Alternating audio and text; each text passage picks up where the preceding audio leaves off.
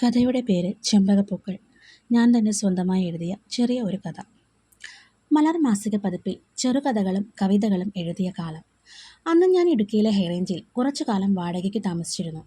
അവിടെ വെച്ചാണ് ഞാൻ അവളെ കാണുന്നത്. മലയിറങ്ങി പുഴ ഒഴുകി വരുന്നത് പോലെ എന്നും രാവിലെ അടിവാരത്തിൽ അവൾ അനിയത്തിയെ സ്കൂളിൽ കൊണ്ടുവിടാൻ വരുമായിരുന്നു.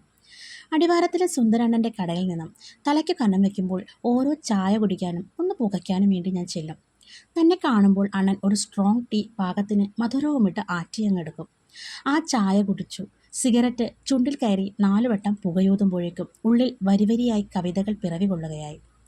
ഇന്നത്തേക്ക് ഇത് മതി എന്നും പറഞ്ഞു പിന്നെ വീട്ടിലേക്ക് നേരെ ഓടുകയായി. മറ്റൊരു ആഴ്ചപ്പതിപ്പിലെ ചെറുകഥകൾക്ക് ആസ്പദമായ സാഹചര്യങ്ങൾ നേരിൽ കണ്ടു പഠിക്കാൻ കൂടെയായിരുന്നു ഞാൻ മലയോരത്തിൽ താമസം തുടങ്ങിയത്. എന്നും ഞാൻ അവളെ കാണും.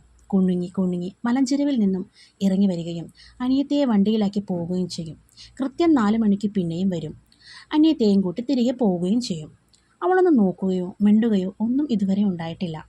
അവൾ വരുമ്പോൾ നല്ല ചെമ്പകപ്പൂവിൻ്റെ വാസന വീശാറുണ്ട്. അതാണ് തന്നെ ഏറ്റവും കൂടുതൽ മനം മയക്കിയിരുന്നത്. പിന്നീട് എനിക്ക് എഴുതുവാനുള്ള മൂടുണ്ടെങ്കിലും ഇല്ലെന്ന് എനിക്ക് തോന്നിത്തുടങ്ങി. അതാ പെൺകുട്ടിയെ കാണാനുള്ള ആവേശമായിരുന്നു. ഒരു ദിവസം അവൾ കടയിലേക്ക് നടന്നു വന്നു. തൻ്റെ നോട്ടത്തിൽ വല്ല വശപ്പിശകും തോന്നി. സംശയിച്ചുള്ള വരവാണോ എന്ന് കരുതി ഞാൻ പേടിച്ചു. അവൾ കടയിൽ നിന്നും 2 പരിപ്പ് വടകൾ പൊതിഞ്ഞു വാങ്ങുന്നത് ഞാൻ കണ്ടു. ചില്ലറ ഇല്ലാത്തതുകൊണ്ട് അവൾ എന്നോട് വന്ന് ചേഞ്ച് ഉണ്ടോ എന്ന് തിരക്കി. അത്ര അരികിൽ ഞാൻ അവളെ ആദ്യമായി കാണുകയായിരുന്നു. വട്ടക്കണ്ണുകളിൽ കണ്ട തിളക്കം ഞാൻ എന്നും ഓർക്കുന്നു. ഞാൻ അവൾക്ക് ചേഞ്ച് നൽകി. പിന്നീട് പലതവണ ഞാൻ അവളെ കണ്ടു. അവളുടെ ഓർമ്മകൾ രാത്രിയിൽ എൻ്റെ ഉറക്കം കെടുത്തി. എഴുതാനിരിക്കുമ്പോൾ ചെമ്പകപ്പൂവിൻ്റെ വാസന വരും. വാതിൽ തുറന്നു ഇരുൾ പരന്ന അനാഥമായി കിടക്കുന്ന വഴിയിലേക്ക് നോക്കുമ്പോൾ ആരെയും കാണില്ല. ദൂരെ ചെമ്പകമരം പൂത്തുലഞ്ഞ കാലമാണ്. മലഞ്ചെരുവിൽ നിന്നും വീശുന്ന കാറ്റ് ചെമ്പകപ്പൂക്കളിൽ കുടുങ്ങി വീശി വരുന്ന ഗന്ധത്തിലായിരുന്നു ഞാൻ മതിമയങ്ങിയത്. അന്ന് അവൾ തന്നെയെന്ന് മനസ്സും മൊഴിഞ്ഞു. അന്ന് എനിക്ക് മനസ്സിലായി അവളോട് എനിക്ക് വെറും ആകർഷണമല്ല, ആത്മാർത്ഥ പ്രണയമാണെന്ന്. അവൾ അറിയാതെ നോക്കിയിരുന്ന ഞാൻ അവൾ കാണുക നോക്കാൻ തീരുമാനിച്ചു. എൻ്റെ നോട്ടത്തിൽ അപാകത തോന്നിയ അവൾ ഇടയ്ക്കിടെ തന്നെയും നോക്കി. അങ്ങനെ കണ്ണുകൾ തമ്മിൽ ഉടക്കി. പിന്നെ ഞാൻ അവൾക്ക് പരിപ്പ് വടകൾ വാങ്ങി നൽകി. ഒന്നല്ല, ഒന്നിലധികം. ഒരുപാട് വേണ്ട, 2 എണ്ണം മതിയെന്ന് പറഞ്ഞവൾ ഓടിപ്പോകും. അങ്ങനെ പരിപ്പ് വടകൾ പങ്കുവച്ചു ഞങ്ങൾ പ്രണയബദ്ധരായി. അവൾക്ക് എന്നെയും എനിക്ക് അവളെയും ജീവനായിരുന്നു. ഭീകരവർഷത്തിലെ ഒരു ഉരുൾപൊട്ടലിൽ അച്ഛനും അമ്മയും നഷ്ടപ്പെട്ട നിഷ്കളങ്ക ബാല്യത്തിൻ്റെ അവശേഷിപ്പായിരുന്നു അവൾ. പിന്നീട് ഒറ്റയ്ക്ക് വളർന്നു. ഈ മേടിൻ്റെ മകളായി. അടുത്ത വീട്ടിലെ രേണു ചേച്ചിയുടെ കാലിന് പരിക്ക് പറ്റിയത് കാരണം കുന്നിറങ്ങാൻ കഴിയില്ല. അങ്ങനെയാണ് ചേച്ചിയുടെ മകളെ കൊളുന്തു പറിക്കാൻ പോകുന്നതിനിടയിലും അവൾ കൊണ്ടുവിടുന്നത്. ആ 2 പരിപ്പ് വടകളുടെ അവകാശികൾ രേണുവും മകളുമായിരുന്നു. പിന്നീട് താൻ ആരാണെന്നുള്ള വിവരം ഒരിക്കൽ കാട്ടുചോലയ്ക്ക് സമീപം സ്ഥിരം കാണാറുള്ള സ്ഥലത്ത് വെച്ച് ഞാൻ പറഞ്ഞപ്പോൾ അവളുടെ കണ്ണുകളിൽ പിന്നെയും അതേ തിളക്കം ഞാൻ കണ്ടു.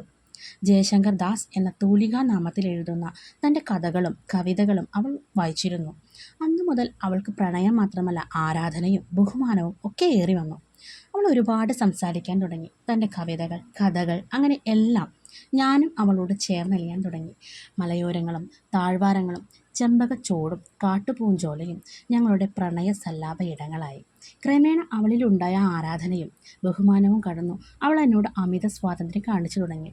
അവൾ ഒരു പൊട്ടിപ്പെണ്ണായിരുന്നു. ചെറുതായി ഒന്ന് കളിയാക്കിയാൽ പോലും ഇരുന്ന് ചിണുങ്ങുന്ന വെറും പൊട്ടിപ്പെണ്ണ്. ഒരിക്കൽ അവൾ പോക്കറ്റിലെ എൻ്റെ പേന കണ്ടപ്പോൾ എന്നോട് പറഞ്ഞു, എന്നെക്കുറിച്ചൊരു കവിത എഴുതാമോ മാഷേ, നമ്മുടെ പ്രണയത്തെക്കുറിച്ച്. എഴുത്തിൻ്റെ രംഗത്ത് എനിക്ക് എൻ്റേതായൊരു സിഗ്നേച്ചർ ഉണ്ടായിരുന്നു. അവൾ പറഞ്ഞ കാര്യം എനിക്കിഷ്ടപ്പെട്ടില്ല. പിന്നെയും അവൾ നിർബന്ധിക്കാൻ ആരംഭിച്ചു. അന്ന് എനിക്ക് ബോധ്യം വന്നു അവളൊരു വെറും പൈങ്കിളിയാണെന്ന്. എന്നാലും എനിക്കവളെ ഒരുപാട് ഇഷ്ടമായിരുന്നു. മലർമാസികയിൽ മാഷ് എന്നെക്കുറിച്ച് എഴുതി കാണാൻ വല്ലാത്തൊരു പൂതി.